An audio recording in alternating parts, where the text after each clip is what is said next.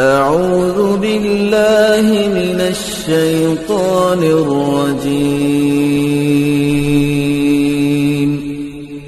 بسم الله الرحمن الرحيم. نستعين وصلى الله على نبينا محمد وعلى آله وأصحابه أجمعين. أعوذ بالله السميع العليم من الشيطان الرجيم من همزه ونفخه ونفسه. بسم الله الرحمن الرحيم. ومن أحسن قولا ممن دعا إلى الله وعمل صالحا وقال إنني من المسلمين. میں سب سے پہلے اللہ رب العزت کا شکر گزار ہوں، اس کی توفیق اور اس کی مدد کے ذریعے سے ایک عرصے کے بعد یا یوں کہ کئی مہینوں کے بعد آج پروگرام کا ایک سنہرا موقع اللہ نے ہمیں عطا کیا، اور آپ سبھی احباب کا میں شکر گزار ہوں کہ آپ لوگوں نے اپنے قیمتی وقت کو ہمارے لیے وقف کیا. اللہ سے میں دعا کرتا ہوں کہ اللہ تعالیٰ آپ کے آنے کو قبول فرمائے اور اللہ تعالیٰ ہمارے اعمال کو قبول فرمائے. میں ابھی زیادہ تاخیر نہ کرتے ہوئے فضیلت الشیخ حافظ سلیمان محمدی مدنی حفظہ اللہ کو دعوت دیتا ہوں کہ وہ اسٹیج پر تشریف لائیں، اور میں ہمارے معزز مکرم فضیلت الشیخ شیخ بدر الدین سلفی حفظہ اللہ کو دعوت دیتا ہوں وہ بھی اسٹیج پر تشریف لائیں، اور میں ہمارے امام و خطیب شیخ محمود جامعی مسیح حفظہ اللہ سے دعوت دیتا ہوں کہ وہ اسٹیج پر تشریف لائیں، اور ساتھ ہی ساتھ مسجد بلال کے امام و خطیب فضیلت الشیخ دعوت دیتا ہوں کہ وہ بھی اسٹیج پر تشریف لائیں. میں زیادہ وقت نہ لیتے ہوئے پروگرام کا آغاز کرنا چاہوں گا. اس بزم کے پہلے ہمارے مقرر ہیں مہمان خصوصی فضیلت الشیخ بدر الدین سلفی حفظہ اللہ کو دعوت دیتا ہوں کہ وہ آئیں، اپنا خطاب کریں. موضوع بے نمازی کا انجام، قرآن اور حدیث کی روشنی.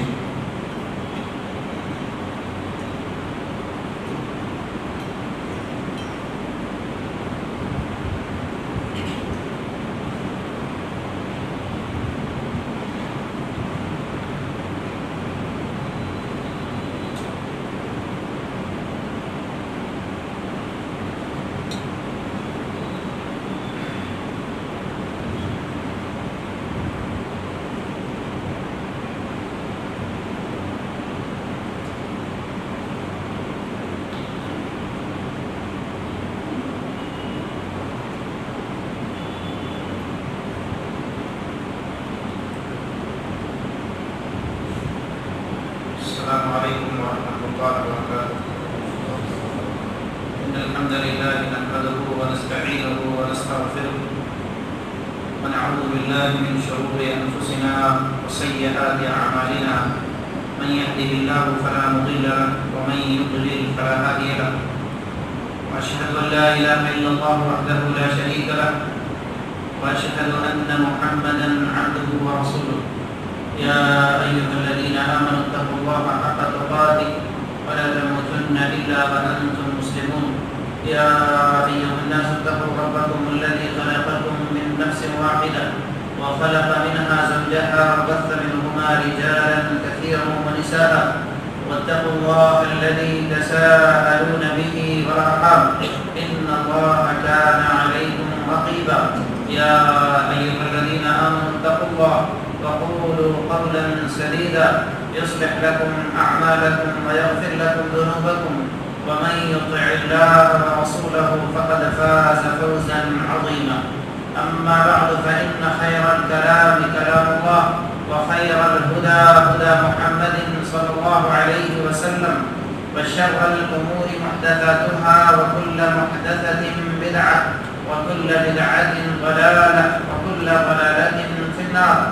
أعوذ بالله السميع العليم من الشيطان الرجيم من همزه ونفخه ونفثه. اتل ما أوحي إليك من الكتاب وأقم الصلاة إن إن الصلاة تنهى عن الفحشاء والمنكر. وقال فخلف من بعدهم خلف أضاعوا الصلاة واتبعوا الشهوات فسوف يلقون غيا. اللہ رب العالمین کی حمد و ثنا، اس کی بڑائی اور کبریائی، بعدہ درود و سلام کا نزول ہو جملہ انبیاء کرام علیہم الصلاۃ والتسلیم کی مقدس جماعت پر، بالخصوص ہم سب کے آخری نبی امام الانبیاء امام اعظم کائنات کے ہادی و رہنما و رہبر رحمت للعالمین آمنہ کے یتیم جناب محمد رسول اللہ صلی اللہ علیہ وسلم پر، جنہیں رب العالمین نے رحمت للعالمین بنا کر مبعوث فرمایا، اور ہم تمام کی ہدایت کے لیے آپ پر اپنے مقدس کلام کو نازل فرمایا۔ اسی مقدس کلام کے دو مقامات سے میں نے آپ کے سامنے دو آیتیں تلاوت کی ہیں، جس میں اللہ رب العالمین اپنے نبی جناب محمد الرسول اللہ صلی اللہ علیہ وسلم کو خطاب کرتے ہوئے فرما رہے ہیں اتل ما اوحی الیک من الکتاب واقم الصلاۃ۔ اے نبی صلی اللہ علیہ وسلم، آپ تلاوت کریں ما اوحی، جو آپ کی طرف وحی کی گئی، من الکتاب، کہاں سے وحی کی گئی؟ یہ وحی کہاں؟ یہ کتاب کے اندر، یعنی وہ کتاب قرآن مجید کی اس آیت کی تلاوت کی تھی اور نماز قائم کی تھی۔ وَأَقِمِ الصَّلَاةَ إِنَّ الصَّلَاةَ تَنْهَى عَنِ الْفَحْشَاءِ وَالْمُنكَرِ، بے شک نماز بے حیائی اور برائی سے روکتی۔ سامعین محترم، آپ نے عنوان سماعت فرمایا ہے بے نمازی کا انجام۔ ہمارے معزز بھائی شیخ زبیر نے کہا کہ کچھ صلاۃ کی اہمیت کی طرف بھی رہنمائی ہونی چاہیے، اس کے بعد آپ انجام سے باخبر کریں، تو مجھے بھی یہ بات مناسب لگی ہے، چونکہ صرف میں ڈراتا ہی رہوں تو یہ بہتر نہیں ہے، اس لیے کہ رسول اللہ صلی اللہ علیہ وسلم کو جب اللہ نے مبعوث کیا تو انذار و تبشیر کے ساتھ، ابھی آپ نے نماز میں آیت سنی ہے اِنَّا أَرْسَلْنَاكَ بِالْحَقِّ بَشِيرًا وَنَذِيرًا، آپ کو ہم نے بشیر اور نذیر بنا کر کے بھیجا۔ انذار و تبشیر یہ آپ کا خاصہ تھا، یہ آپ کی خصوصیت، آپ جہاں ڈرانے والے تھے وہیں آپ خوشخبری دینے والے بھی تھے، لہذا آپ کی تعلیمات میں بھی انذار و تبشیر دونوں پہلو پائے جاتے۔ تو صلاۃ کی اہمیت آپ سب جانتے ہیں کہ صلاۃ اتنا اہم ہے، اس کی اہمیت کو آپ کیسے سمجھیں؟ کتنے خطابات آپ نے نہیں سنے ہوں گے اس موضوع پہ۔ آئیے آج کے درس میں بھی ہم کچھ احادیث کی روشنی میں، قرآن کی آیات کی روشنی میں صلاۃ کی اہمیت کو واضح کرتے ہوئے میں آپ کو یہ بتاتا چلوں کہ اللہ تبارک و تعالی نے جہاں قرآن مجید کے اندر 82 مقامات سے بھی زیادہ اقیموا الصلاۃ وآتوا الزکاۃ، یعنی صلاۃ اور زکوٰۃ کو ایک ساتھ بیان کیا۔ سورہ ابراہیم میں اللہ تبارک و تعالی نے نبی صلی اللہ علیہ وسلم کو خطاب کرتے ہوئے فرمایا قل لعبادی الذین آمنوا یقیموا الصلاۃ، اے نبی صلی اللہ علیہ وسلم میرے بندوں سے کہیے، سبحان اللہ، کتنا پیارا لفظ ہے، کتنا پیارا خطاب ہے اللہ رب العالمین اپنے نبی صلی اللہ علیہ وسلم کو کہہ رہے ہیں کہ اے نبی صلی اللہ علیہ وسلم میرے بندوں سے کہیے. ہاں باپ کے کئی اولاد ہوتے ہیں لیکن کسی اولاد پر اگر باپ یہ کہے میرا بیٹا تو بیٹا کیچ ہو جاتا ہے. ارے میرا باپ اتنا خطاب کر رہا ہے مجھے میرا کہہ رہا ہے. تو اللہ تبارک و تعالیٰ کا کلام دیکھیے کہ اللہ نے کہا کہ اے نبی آپ میرے بندوں سے کہیے قل لعبادی الذین آمنوا، میرے وہ بندے جو ایمان لائے اور صلاۃ کو قائم کیے. یہاں پر یہ بھی بات واضح ہونی چاہیے کہ صلاۃ کے قیام ہی کا لفظ ہے، صلاۃ کو قائم کرنا ہے. اور آپ نے بارہا دروس میں سنا ہوگا کہ صلاۃ قائم کرنے سے مراد یہی ہے کہ اس کے وقت کے ساتھ اور با جماعت ادا کی جائے. یہ ہے صلاۃ کا قیام. اسی لیے آپ کو نماز پڑھنے کی تعلیم نہیں ملے گی، نماز کے قائم کرنے کی تعلیم ملے گی. اس سے معلوم ہوتا ہے کہ نماز کتنا اہم ہے. اجتماعیت کا درس دیتی ہے. تو نماز کے قیام کے لیے اللہ نے اپنے نبی سے کہا کہ میرے بندوں سے کہیے جو ایمان لائے ہیں وہ نماز قائم کریں. یہ سورہ ابراہیم کی آیت نمبر 31. اسی سورہ ابراہیم میں جب آپ ابراہیم علیہ السلام کی دعا کو سنیں گے آپ فرماتے ہیں ربنا انی اسکنت من ذریتی بواد غیر ذی زرع عند بیتک المحرم ربنا لیقیموا الصلاۃ. اے ہمارے رب اپنی کچھ ذریت کو ہم نے تیرے محرم گھر کے پاس لا کر کے رکھا، ان کو آباد کیا. ایسی جگہ جو وادی ہے اسی طرح کھیتی کی زمین نہیں ہے، پتھریلی زمین ہے جہاں پر ہریالی اگتے نہیں ہیں، ایسی جگہوں پہ ہم نے آباد کیا ہے. کیوں آباد کیا ہے؟ لیقیموا الصلاۃ، تاکہ یہ نماز قائم کرے. سورہ ابراہیم کی آیت نمبر 40. اسی سورہ ابراہیم میں آپ دیکھیں آگے پھر ابراہیم علیہ السلام دعا کرتے ہیں رب اجعلنی مقیم الصلاۃ ومن ذریتی. اللہ اے میرے رب تو میری ذریت کو، مجھے اور میری ذریت کو صلاۃ کا قائم کرنے والا بنا. اللہ اکبر. تو نماز کی اہمیت پر کتنی آیات آپ اٹھائیں گے. یہ اسی طریقے سے آپ چلیں سورہ مریم کے اندر اللہ نے انبیاء کا ذکر کیا. انبیاء کا ذکر کرتے ہوئے اللہ رب العالمین فرماتے ہیں وَجَعَلَنِي مُبَارَكًا أَيْنَمَا كُنْتُ وَأَوْصَانِي بِالصَّلَاةِ. ادریس علیہ السلام، اسی طریقے سے ذوالکفل علیہ السلام، ان تمام کا تذکرہ کرتے ہوئے کہا کہ ہم نے یہ وصیت کی ہے. کس چیز کی وصیت کی ہے؟ صلاۃ کے لیے وصیت کی. رب وجعلنی مبارکا اینما کنت واوصانی بالصلاۃ. اسی سورہ مریم کے اندر آپ پائیں گے وَكَانَ يَأْمُرُ أَهْلَهُ بِالصَّلَاةِ وَالزَّكَاةِ. سورہ مریم کی آیت نمبر 55 اور انہیں یہ حکم دیا گیا یأمر أهله بالصلاة کہ وہ اپنے اہل کو، اپنے بال بچوں کو، اپنی ذریت کو کیا کریں؟ صلاۃ کا حکم دیں. تو اس سے آپ اندازہ لگا سکتے ہیں کہ صلاۃ کتنی اہم ہے. آئیے کچھ احادیث کی ملاحظہ فرمائیں. اللہ کے نبی صلی اللہ علیہ وسلم کے صحابی عمرو بن شعیب اپنے دادا سے روایت کرتے ہیں، مشہور روایت ہے. اللہ کے نبی علیہ السلام نے فرمایا مروا اولادکم بالصلاۃ. سنن ابی داؤد کی روایت ہے، سنن ابن ماجہ کی روایت، اور اسی طریقے سے سنن الترمذی میں بھی روایت موجود ہے. مروا اولادکم بالصلاۃ الفاظ کے فرق کے ساتھ مروا صبیانکم بالصلاۃ، تم اپنی اولاد کو صلاۃ کا حکم دو.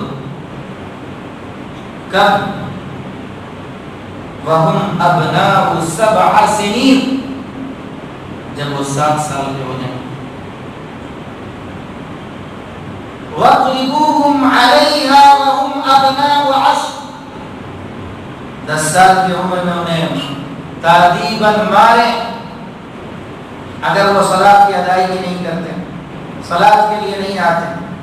میں آپ کو اہمیت سمجھا رہا ہوں۔ آپ سب جانتے ہیں کہ بچہ بلوغت کے بعد بالغ ہوتا ہے۔ آج کے ماحول میں اگر دیکھا جائے تو 12 سے 15 سال بلوغت کی جو عمر ہے، 12 سے 15 سال، کم بولے تو 12، زیادہ بولے تو 15۔ لیکن نبی صلی اللہ علیہ وسلم نے 7 سال کی عمر میں بچوں کو نماز کا حکم دینے کی تعلیم دی کہ بچے جب 7 سال کے ہو جائیں تو انہیں نماز کا حکم دو، یعنی نماز کی عادت ڈالو، نماز کے بارے میں انہیں بتاؤ، انہیں سمجھاؤ، اس کی انگلی پکڑ کر کے مسجد کی طرف لاؤ، اور 10 سال میں ان سے نماز پڑھواؤ۔ کیوں؟ اس لیے کہ نماز اتنی اہم ہے کہ بلوغت سے پہلے ہی اس کی ٹریننگ ہو جانی چاہیے۔ بلوغت کے بعد اب اس پر عائد ہو گئی کہ وہ نماز نہیں چھوڑ سکتا، صلاۃ سے غافل نہیں رہ سکتا، ہو اس کو صلاۃ ادا کرنی ہے، یعنی ادائیگی کے وقت سے پہلے اس کو ساری ٹریننگ ملنی چاہیے۔ سبحان اللہ، یہ تو ہے صلاۃ کی اہمیت، اور اس کی اہمیت کا اندازہ آپ لگائیں۔ بہت معروف اور مشہور حدیث ہے کہ یہ صلاۃ اتنی اہم ہے، اتنی اہم ہے، اتنی اہم ہے کہ جنگ کے میدان میں بھی اس صلاۃ کو معاف نہیں کیا گیا۔ آپ جانتے ہیں جنگ کا میدان کیا ہوتا ہے؟ کبھی دیکھا ہے ہم نے، اور آپ نے تو دیکھا بھی نہیں، ابھی کانوں سے صرف سن رہے ہیں۔ اس وقت پورا ورلڈ جنگ میں تبدیل، جنگی حالات سے تبدیل، لیکن وہ جو جنگ کا میدان تھا، وہ جو جنگ کی حالت تھی، آپ تاریخ پڑھیں آپ کو اندازہ ہوگا، نہیں ان مقامات کو جا کر کے دیکھیں آپ کو اندازہ ہوگا کہ وہ کیسے حالات ہوتے تھے۔ اس کے باوجود بھی جنگ کی حالت میں بھی اللہ کے نبی علیہ السلام کو یہ حکم ملا کہ آپ جن لوگوں کو جنگ پر بھیجتے ہیں 2 ٹیم بنائیں، ایک ٹیم حفاظت کرے گی اور ایک ٹیم صلاۃ ادا کرے گی۔ اب دوسری ٹیم جو صلاۃ ادا کر چکی ہے وہ حفاظت کرے گی، اور جس نے جو ہے نا صلاۃ کی ادائیگی نہیں کی ہے وہ صلاۃ ادا کرے گی۔ گرچہ اس میں تخفیف ہوئی، جس طرح سے ہم سفر میں جو ہے 4 کو 2 کر کے پڑھتے ہیں، اسی طرح سے اس میں بھی تخفیف ہوئی، پر صلاۃ کی ادائیگی کا حکم ملا کہ صلاۃ یہاں پر معاف نہیں ہے۔ اور بھی آگے آپ جائیں کہ صلاۃ آدمی کی سانس اور ہوش جب تک ہے اس کے لیے صلاۃ ہے، چھ جائے کہ وہ لاسٹ ٹو لاسٹ اشارے سے کیوں نہ پڑھے، لیکن اس کو صلاۃ ادا کرنی ہے۔ میرے بھائیوں، یہ رہی صلاۃ کی اہمیت، اس سے آپ اندازہ لگا سکتے ہیں کہ صلاۃ کتنی اہم ہے، اس کو کس طریقے سے ہم اور آپ چھوڑتے ہیں۔ صحابہ کرام رضوان اللہ تعالی علیہ مجمعین کے دور میں صلاۃ کا چھوڑنا ایمان والوں کے لیے یہ تصور میں بھی نہیں تھا، خیال میں بھی نہیں تھا۔ آج تو لوگ آرام سے صلاۃ چھوڑ دیتے ہیں، آرام سے معذرت کے ساتھ، بہت ہی معذرت کے ساتھ کہ ہم اپنے آپ کو اہل الحدیث بھی کہتے ہیں، اہل السنہ والجماعہ بھی کہتے ہیں، قرآن اور حدیث کے دعوے دار بھی کہتے ہیں، اور اس کے باوجود بھی ہم صلاۃ سے غافل ہیں۔ ہمارے نوجوان صلاۃ سے غافل ہیں، اس کے باوجود بھی دعویٰ ہے کہ ہم اہل الحدیث ہیں۔ قرآن آپ سے پوچھتا ہے کہ آپ کیسے اہل التوحید ہو، اہل الحدیث ہو، اہل السنہ والجماعہ، کیسے آپ توحید کا دعویٰ کر رہے ہو، صلاۃ چھوڑنے کے باوجود بھی آپ موحد ہو، یہ کیسے آپ دعویٰ کر رہے ہیں؟ اس کی دلیل کیا ہے؟ قرآن اس دلیل کا رد کرتا ہے۔ سورہ الروم کی آیت میں اللہ نے فرمایا اقیموا الصلاۃ ولا تکونوا من المشرکین، نماز قائم کرو. یہاں بھی دیکھیے قائم کرنے کا لفظ، نماز قائم کرو، مشرکوں میں سے مت ہو جاؤ. کیا معلوم ہوا کہ اہل ایمان صلاۃ ترک نہیں کرتے، اہل توحید صلاۃ ترک نہیں کرتے. اہل الحدیث کے ہاں صلاۃ ترک کرنے کا کوئی خیال بھی نہیں ہے. قرآن صاف کہہ رہا ہے لا تکونوا من المشرکین، مشرکوں میں سے مت ہو جاؤ. لہذا صلاۃ کا تارک بالاجماع کفر کا ارتکاب کرتا ہے. اللہ کے نبی صلی اللہ علیہ وسلم کی مشہور حدیث آپ نے فرمایا من ترک الصلاۃ متعمدا فقد کفر، جس نے جان بوجھ کر صلاۃ کو چھوڑا اس نے کفر کیا. صلاۃ کا چھوڑنا یہ کفر ہے. اور زیادہ سخت الفاظ میں اگر اور بھی اہل علم کے یہاں آپ جائیں گے تو وہ اس پر مداومت برتنے والے کو دائرے اسلام سے بھی خارج کر دیں. میں نہیں کہہ رہا، کتابیں بڑی پڑھی. مداومت، شدت، میں نہیں پڑھتا تم کیا کر لیتے، ایسا نہیں ہونا چاہیے. کوئی آدمی اگر صلاۃ ترک کرتا ہے تو اسے احساس ہونا چاہیے کہ میں بہت بڑے فریضے کا انکار کر رہا ہوں. میں اس فریضے کا انکار کر رہا ہوں جس فریضے کو اسلام نے عبادات کے معاملے میں اولیت کا درجہ دیا. آپ نے وہ مشہور حدیث سنی ہو کہ اسلام کے 5 ارکان ہیں، اس میں سے شہادتین کے اقرار کے بعد سب سے پہلی چیز جو ہے وہ صلاۃ. لہذا صلاۃ کا چھوڑنا یہ کفر کے درجے تک پہنچا دیتا ہے. اسی طریقے سے دوسری روایت جابر بن عبداللہ رضی اللہ تعالی عنہ کی ہے. اللہ کے نبی صلی اللہ علیہ وسلم نے فرمایا ان بین الرجل وبین الشرک والکفر ترک الصلاۃ. صحیح مسلم کی روایت ہے کہ آدمی کے درمیان، شرک اور کفر کے درمیان جو چیز حائل ہوتی ہے وہ صلاۃ. اگر صلاۃ کو ہم نے ادا نہیں کیا، یا یہ کہیے کہ اس کو اس طرح سے آپ سمجھ سکتے ہیں کہ یہ باؤنڈری ہے، یہ باؤنڈری لگائی گئی ہے، یہ ادھر کفر ہے اور ادھر اسلام ہے، یہ باؤنڈری. ایک آدمی اگر صلاۃ کا تارک ہے، صلاۃ کو چھوڑنے والا ہے، گویا کہ وہ اس باؤنڈری کو بیچ سے ہٹا دیا، ختم ہو گیا. اب وہ کفر میں داخل ہو. اسے احساس ہونا چاہیے کہ ہم اب کفر کے دائرے میں آ چکے ہیں، ان کے ساتھ آ چکے ہیں. صلاۃ کا تارک، صلاۃ کا چھوڑنے والا کتنے بڑے خسارے میں ہوتا ہے، کتنا اس کا نقصان ہے کہ قیامت کے دن کی رسوائی سے پہلے اسے دنیا میں ہی رسوائی ملتی. آئیے تھوڑا سا سرسری جائزہ لیتے ہیں. قرآن مجید کے اندر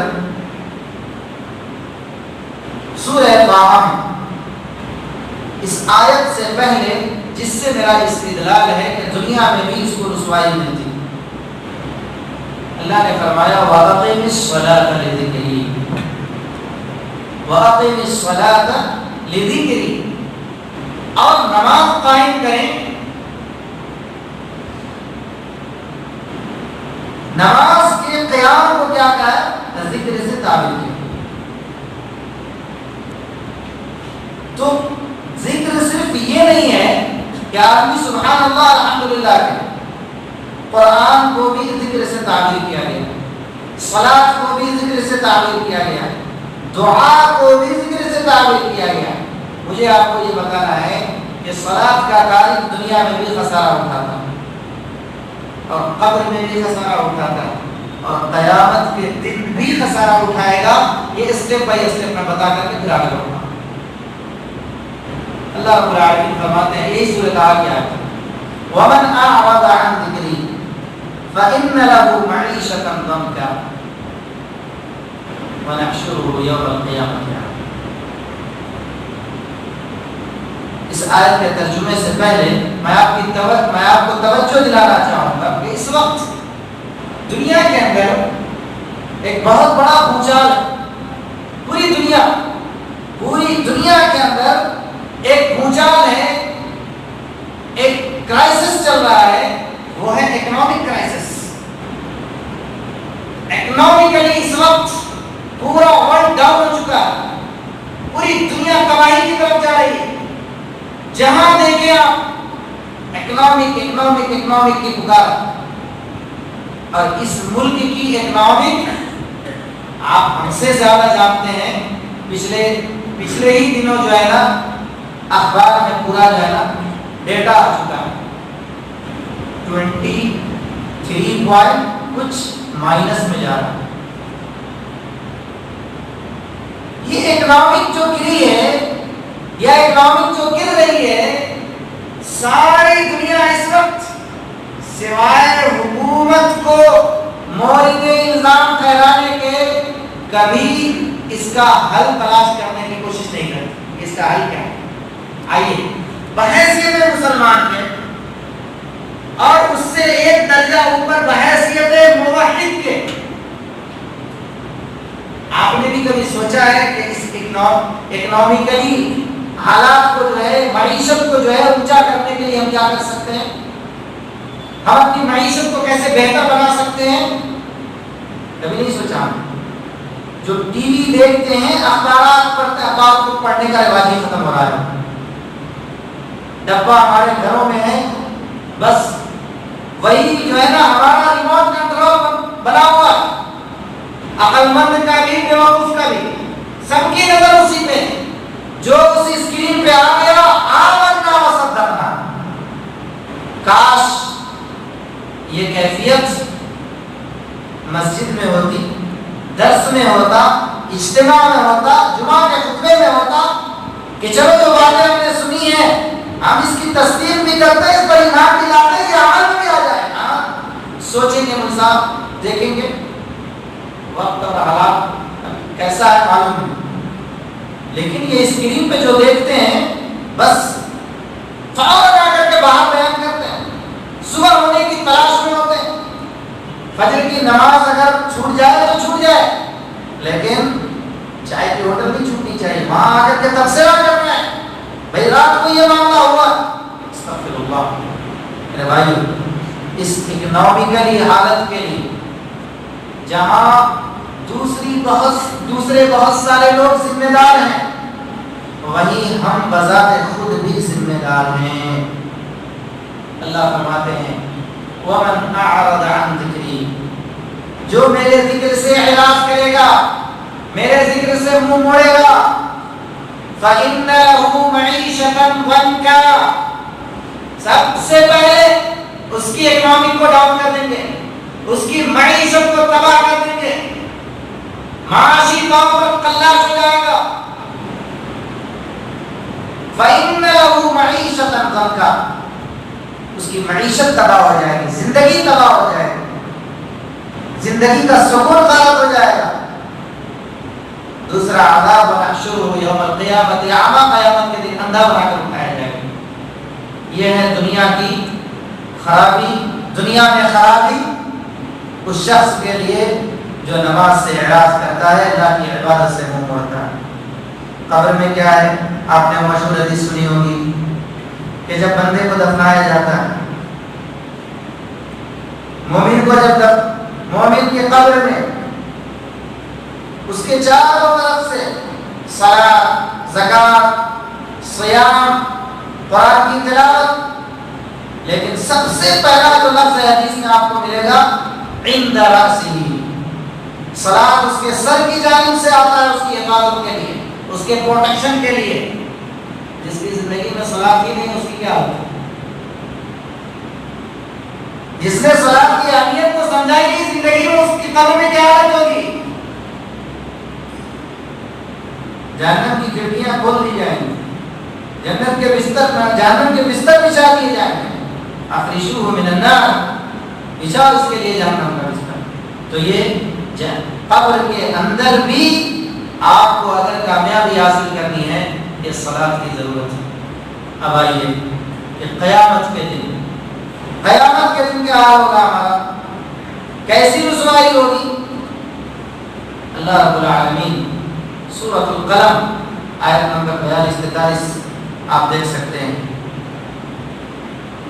یوم یکشف عن ساق ویدعون الی السجود، اللہ رب العالمین اپنی پنڈلی کو کھولے گا، یوم یکشف عن ساق، اس دن اللہ اپنی پنڈلی کو کھولے گا، ویدعون الی السجود، بلائے جائیں گے سجدے کے لیے تمام کے تمام اہل ایمان جو دنیا میں اللہ کی آواز پر لبیک کہتے ہوئے سجدے کے لیے آتے تھے، سب کے سب جھک جائیں گے۔ مؤذن کی صدا لگتی تھی اللہ اکبر، بھاگتے تھے مسجد کی طرف، اللہ اکبر، اللہ سب سے بڑا ہے۔ یہ تصور اصل لانا ہے دماغ کے اندر۔ آج جو ہماری صلاۃ ضائع ہو رہی ہے یا صلاۃ ہم چھوڑ رہے ہیں یا ہمارے معاشرے میں صلاۃ چھوڑنے کا رواج ہے، وہ اسی لیے کہ ہم نے صلاۃ کی تیاری کے لیے جو ابتدا اذان ہے، جہاں سے صلاۃ کی تیاری شروع ہوتی ہے، اس کو ہم نے سمجھا ہی نہیں، اس کا تصور ہی ہمارے ذہن میں نہیں آیا کہ مؤذن سب سے پہلا لفظ جو پکارتا ہے اللہ اکبر، اللہ سب سے بڑا ہے، ہمارا کام بڑا نہیں، ہماری نیند بڑی نہیں، ہمارا آرام بڑا نہیں، ہماری گفتگو بڑی نہیں، ہماری محفل بڑی نہیں مولوی صاحب، دوست آ گئے تھے، ذرا گیسٹ آ گئے تھے، ذرا رشتہ دار آ گئے تھے، کون کی پارٹی آ گیا تھا، اللہ اکبر۔ غالباً شیخ محترم ہمارے شاہد ہوں گے، شیخ سلیمان محمدی صاحب، وہ بہت میڈیا میں وہ مشہور ہوا تھا شاہ سلمان حفظہ اللہ کا وہ واقعہ کہ جو ہے امریکہ کے صدر کو جو ہے نا سائڈ کر کے اور صلاۃ کے لیے چلے گئے۔ اس سے بڑا بھی کوئی گیسٹ ہمارے پاس آتا ہے دنیاوی اعتبار سے، بھائی میں حضوری بات میں نہیں کرتا ہوں، اس سے بھی بڑا کوئی گیسٹ آتا ہے ہمارے پاس، اس سے بھی بڑی کوئی پارٹی آپ کی آتی ہے، اس سے بھی بڑا کوئی ڈیلنگ آپ کا ہو سکتا ہے۔ میرے بھائی یہ سب اس اللہ اکبر کو نہیں سمجھنے کی وجہ سے، اس کی عظمت ہمارے دل میں اتری نہیں ہے۔ اس لیے میرا آج یہ پیغام ہے آپ کو کہ آپ اس چیز کو اپنے ذہن میں بٹھا لیں کہ اللہ اکبر، اللہ سب سے بڑا ہے، اور اپنے آپ کے بارے میں، اپنے کام کے بارے میں یہ کہیے کہ ہم کچھ نہیں ہیں، I am nothing، میں کچھ نہیں ہوں، میرا کام کچھ نہیں ہے، اللہ ہی بڑا ہے۔ جب یہ چیز آئے گی تو پھر آدمی کے اندر یہ تصور بھی آئے گا کہ ہاں اب پکارا، اب بابا یہاں سے مؤذن کی اذان، مؤذن کے الفاظ کو دہراؤ، نبی صلی اللہ علیہ وسلم کی شفاعت ہمارے لیے واجب ہوگی، اس فضیلت کو حاصل کرو، یہاں سے یہ چیزیں آپ کے ذہن میں آئیں گی۔ تو قرآن کی اس آیت میں اللہ نے فرمایا کہ سارے کے سارے سجدے میں گریں گے، لیکن فلا یستطیعون، کیا ہوگا؟ کچھ ایسے بھی بد نصیب ہوں گے وہاں میدان محشر میں، آج دنیا کی رسوائی کے لیے سب کچھ کر لیتے، ہر جگہ کمپرومائز کر لیتے ہیں، شریعت کے معاملے میں دنیا میں ہر جگہ کمپرومائز کر لیتے، کیوں؟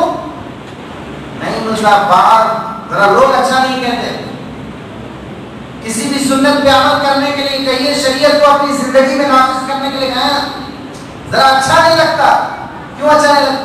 ذرا دوستو ہمارا ذرا بیک گراؤنڈ ایسا ہے، انہوں اچھا نہیں کہتے، اس لیے ہم یہ نہیں کہتے۔ یاد رکھو دنیا کی رسوائی کے لیے آپ سب کچھ کرنے پر تیار ہو جاتے ہو، تو اس دن کی رسوائی کا کیا ہوگا؟ سارے کے سارے سجدے میں گر جائیں گے. فلا یستطیعون، لیکن یہ بے نمازی، کافر و مشرک، منافق، علامہ ابن کثیر رحمۃ اللہ علیہ نے اس آیت کی تفسیر میں لکھا ہے کہ وہ منافق بھی ہوں گے جو دکھاوے کے لیے سجدہ کرتے ہیں، جو دکھاوے کے لیے نماز پڑھتے ہیں، جس کی نماز میں خشوع و خضوع نہیں تھا، بس ایک ڈیوٹی سمجھ کر کے آتے تھے جاتے تھے، نماز سے کوئی محبت ہی نہیں تھی، وہ لوگ بھی اس میں شامل ہیں. اور ان کی کیفیت کیا ہوگی؟ خاشعۃ ابصارهم ترهقهم ذلہ وقد كانوا يدعون الى السجود وهم سالمون. دنیا میں جب یہ صحیح سالم تھے، دنیا میں جب یہ صحت مند تھے، ان کو سجدے کے لیے بلایا جاتا تھا، ان کو صلاۃ کے لیے بلایا جاتا تھا، یہ صلاۃ کی ادائیگی کے لیے آتے نہیں تھے. اس لیے کیا ہوا؟ اس دن ان کی پیٹھ اکڑ جائے گی، یہ جو ہڈی ہے یہ اکڑ جائے گی، سجدہ نہیں کر پائیں گے. تو یہ قیامت کے دن کی رسوائیاں ہیں جس کو آپ ملاحظہ فرما رہے تھے. اور بہت ساری چیزیں تھیں، میرا 10 منٹ اور باقی ہے، میں اس میں کچھ چیزیں اور آپ کے سامنے انجام کے تعلق سے رکھ دیتا ہوں. دیکھیے، ہمارے درمیان صلاۃ کی جو کیفیت ہے، صلاۃ چھوڑنے کا جو رواج ہے، یہ صحابہ کے اندر نہیں تھا. ایک تابعی ہیں، جلیل القدر تابعی ہیں، اور امام حاکم رحمہ اللہ نے اس حدیث کے بارے میں کہا کہ اس کے تمام راوی ثقہ. عبداللہ بن شقیق یہ کہتے ہیں كان أصحاب محمد صلى الله عليه وسلم لا يرون شيئا من الأعمال تركه كفره غير الصلاة. صحیح الترغیب والترہیب کی روایت. یہ کہتے ہیں کہ اصحاب محمد صلی اللہ علیہ وسلم، یعنی اللہ کے نبی صلی اللہ علیہ وسلم کے جو صحابہ تھے، وہ کسی بھی عمل کے چھوڑنے کو کفر نہیں سمجھتے تھے سوائے نماز، سوائے صلاۃ. آپ اس سے اندازہ لگا سکتے ہیں. اسی طریقے سے بریدہ رضی اللہ تعالی عنہ کی روایت ہے، اللہ کے نبی صلی اللہ علیہ وسلم نے فرمایا العہد الذی بیننا وبینہم الصلاۃ فمن ترکها فقد کفر. سنن الترمذی کی روایت ہے اور یہ صحیح روایت ہے کہ ہمارے درمیان جو عہد ہے، جو ایک عہد اور پاسداری ہے، وہ صلاۃ کی. جس نے بھی اس کو چھوڑا اس نے کفر کیا. لہذا صلاۃ کو مضبوطی کے ساتھ پکڑیے، صلاۃ کی پابندی کیجیے. سمرہ بن جندب رضی اللہ تعالی عنہ حدیث کے راوی ہیں، ایک خواب کا تذکرہ کرتے ہیں. عن النبي في الرؤيا قال أما الذي يغلب رأسه بالحجر فإنه يأخذ القرآن فيرفضه وينام عن الصلاة المكتوبة. صحیح بخاری کی روایت ہے. یہ بہت غور سے اس حدیث کو سنیے، اس کو اپنے دماغ میں بسائیے. بے نمازی کا انجام کیا ہوگا، اس کو اپنے ذہن و دماغ میں بسا کے جائیے. جو بھائی یہاں تک نہیں پہنچے ان تک یہ پیغام پہنچائیے.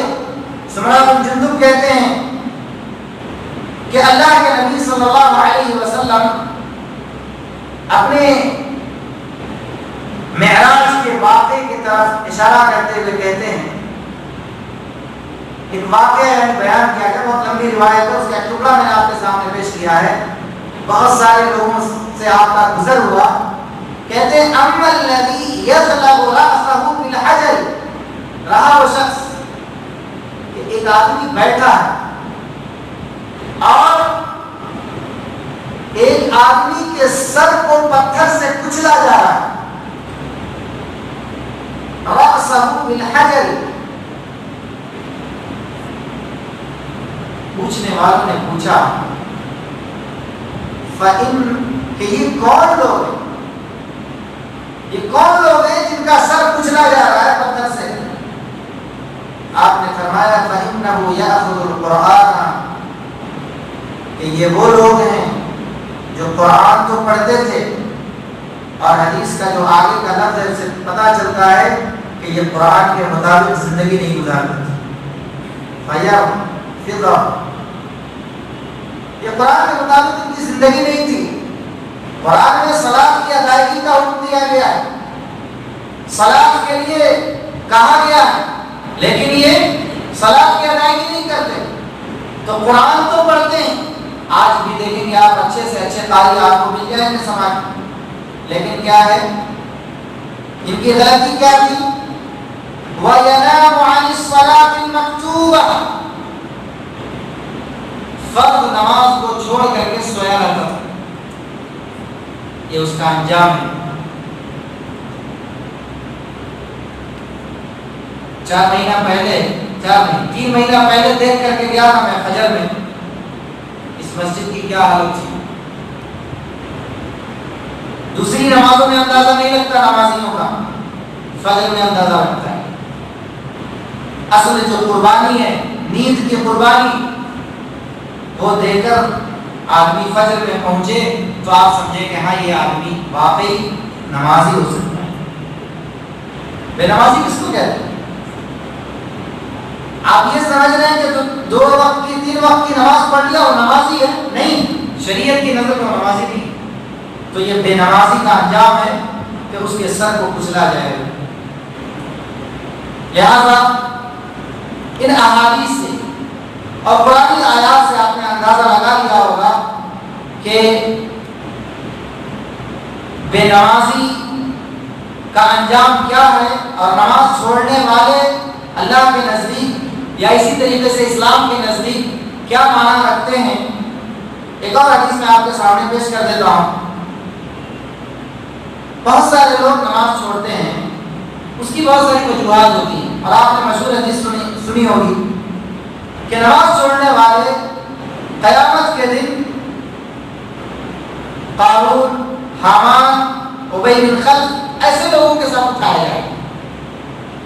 اہل علم نے بہت بڑی بات لکھی ہے، اس کو میں نے یہاں پر نوٹ کیا ہے کہ جو شخص نماز اس لیے چھوڑتا ہے کہ وہ اپنے مال میں مصروف ہے، گننے میں مصروف ہے، 99 کا چکر لگا ہوا ہے، 100 پورا ہونے سے پہلے دنیا سے چلا جاتا ہے. 99 کا چکر بڑا خراب مسلمانوں کا، پتہ نہیں یہ کہاں سے بلا ہے. یہ دنیا دنیا دنیا، مال مال مال. اس چکر میں بھی آج مساجد ویران ہیں، بازار آباد. وہ بازار میں بھی آپ کو سکون اس لیے نہیں ہے. ایک حدیث مجھے یاد آئی، اللہ کے نبی صلی اللہ علیہ وسلم نے وصیت کیا تھا، تفرغ لعبادتی، میری عبادت کے لیے فارغ ہو جاؤ. میں کیا کروں گا؟ اللہ کے نبی نے فرمایا کہ میری عبادت کے لیے فارغ ہو جاؤ، میں تمہارے دامن کو دولت سے بھر دوں گا. یعنی یہ اللہ رب العالمین کی حدیث قدسی ہے. اور جو آدمی عبادت کے لیے فارغ نہیں ہوتا، اللہ رب العالمین اس کی زندگی کو مشغولیت سے بھر دیتا ہے. اس لیے جو شخص مال کے کمانے میں، مال کو گننے میں، اس میں مصروف رہ کر کے جو شخص نماز چھوڑتا ہے، اس کا حشر قارون کے ساتھ ہوگا. یہ آخری بات بتا رہا ہوں، بہت دھیان سے سنیے گا. بادشاہت اور سلطنت کی وجہ سے جو شخص نماز چھوڑتا ہے، اس کا حشر فرعون کے ساتھ ہوگا. اپنی وزارت کی وجہ سے جو شخص نماز چھوڑتا ہے، اس کا حشر حامان کے ساتھ ہوگا. اور اپنی تجارت و کاروبار کی مشغولیت کی وجہ سے جو شخص نماز چھوڑتا ہے، میری تجارت بہت بڑی ہے، بہت بڑا بزنس ہے، ٹائم ہی نہیں ملتا مجھے، کیسا کرنا سمجھ میں نہیں آ رہا ہے. اتنی بڑی دنیا بسانی سمجھ چھٹی عقل آ گئی، 10 منٹ 15 منٹ نکال کے مسجد آ گئے، سمجھ میں نہیں آ رہا، عقل نہیں آ رہی، عقل کی کہانی آ جائے گی وہاں۔ تو جو شخص اپنی تجارت کی وجہ سے، اپنے کاروبار کی وجہ سے نماز کو چھوڑتا ہے، صلاۃ کو ترک کرتا ہے، وہ کفار مکہ کے بہت بڑے تاجر ابی بن خلف کے ساتھ اٹھائے۔ یاد رکھیے اس چیز سے 4 چیزیں میں نے آپ کو بتائی ہیں۔ سب سے پہلا جو شخص ہوگا وہ قارون، دوسرا فرعون، تیسرا حامان، چوتھا ابی بن خلف۔ بڑے بڑے سردار، اللہ کے نبی نے فرمایا کہ ان کے ساتھ یہ بے نمازی اٹھائے جائیں گے، لہذا نماز ادا نہ کرنا یہ ایک مومن کی شان نہیں ہو سکتی ہے۔ اس لیے آپ یہ عہد کر کے اٹھیں کہ اب ہماری زندگی میں صلاۃ انشاءاللہ ترک نہیں ہوگی۔ بولیے بھائی، عہد کیجیے اللہ سے، اللہ کے گھر میں بیٹھ کر کے اللہ سے عہد کیجیے کہ اب ہم صلاۃ نہیں چھوڑیں گے، ہماری زندگی میں صلاۃ نہیں چھوٹے گی، زندگی اور آخرت دونوں ہی انشاءاللہ آپ کی آباد ہوگی اگر آپ صلاۃ پر قائم ہو جائیں گے۔ ایک تاریخی بات 2 منٹ میں بیان کر دیتا ہوں۔ عمر بن خطاب رضی اللہ تعالیٰ عنہ کو تقریباً سب لوگ جانتے ہیں، اور اس وقت ورلڈ میں سب سے زیادہ جس شخصیت پر ریسرچ ہو رہا ہے وہ عمر بن خطاب رضی اللہ تعالیٰ عنہ، ہر اعتبار سے، اس لیے کہ دنیا میں جتنے بھی اس وقت سسٹم ہیں وہ سارے کے سارے عمر بن خطاب رضی اللہ تعالیٰ عنہ کے دیے ہوئے ہیں۔